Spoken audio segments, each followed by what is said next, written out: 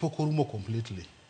Took the government or confirm that the project is to start in September, first week of September.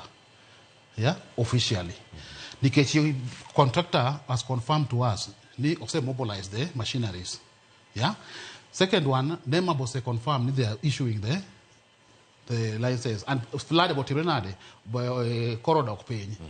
To be the mark flood can you kapok project or kick off and put my bear and a contractor maditio aside. Some of the factors many have considered in the issue of flood in that area.